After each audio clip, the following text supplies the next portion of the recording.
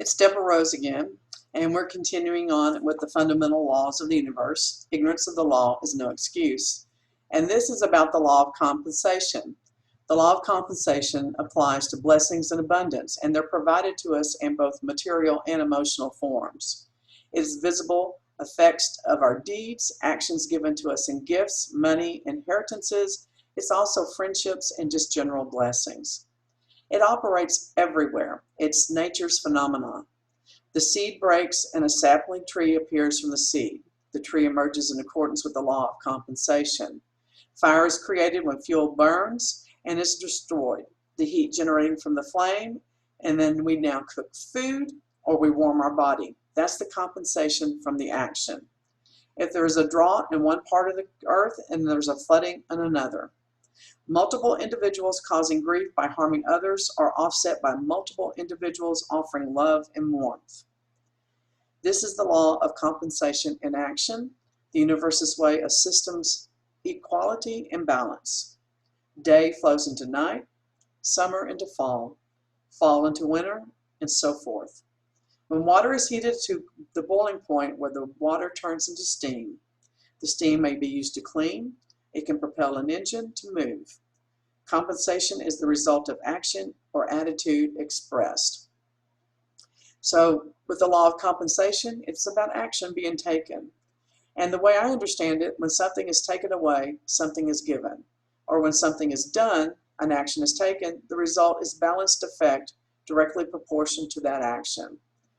So you have to wonder, is it just about opposites? But it's not. It's about a continuum of energy or effort. So imagine pushing a toy truck on the floor. If you give it a small push, it rolls just a short distance. If you give it a hefty shove, it rolls across the room. So slavery is like a violation of this law. It was not only a violation of the rights of all humanity, it was a violation of the law of compensation. It's very important to what's going on in our world today. People are made to make huge efforts to work hard and were given little or no compensation in the slavery dynamic. There was no natural balance. So whether you have a moral issue or an ethical issue, it's just a fundamental law that's being broken. Every answer has a question. Every effect has a cause. Each result has an antecedent. There's a perfect balance between the cause and effect, between the action and consequence.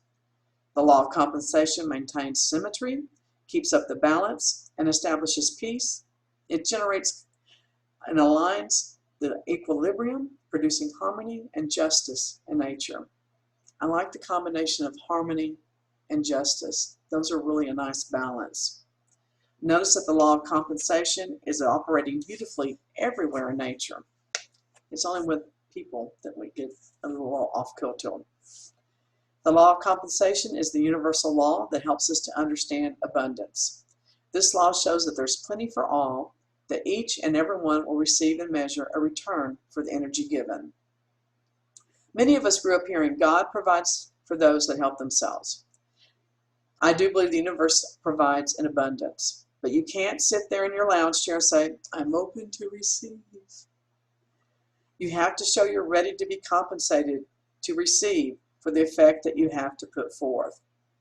That's why many religions believe that sloth is a sin, because it's a violation of this law.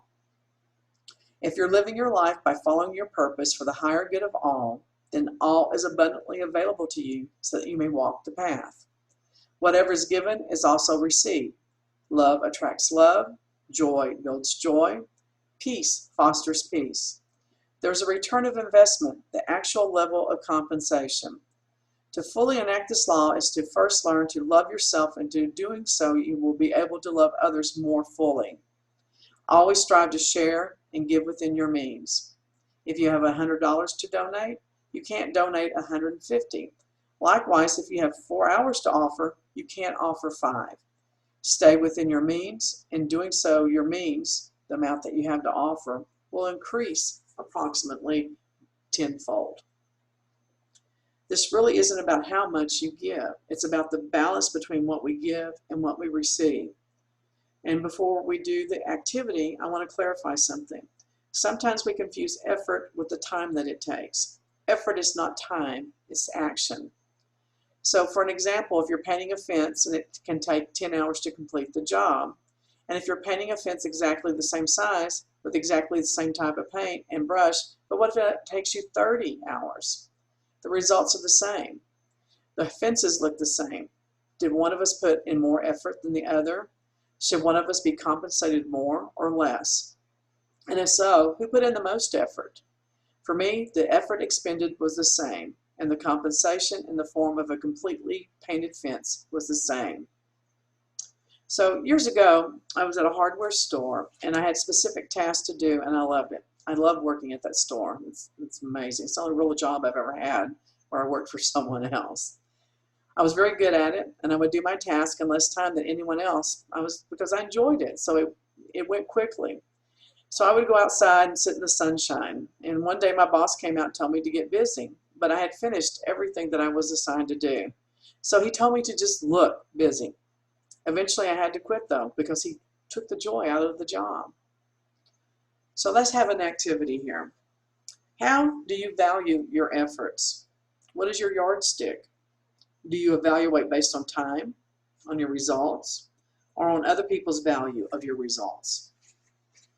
These are just things to think about. How do you put a value on what you do, on what you give?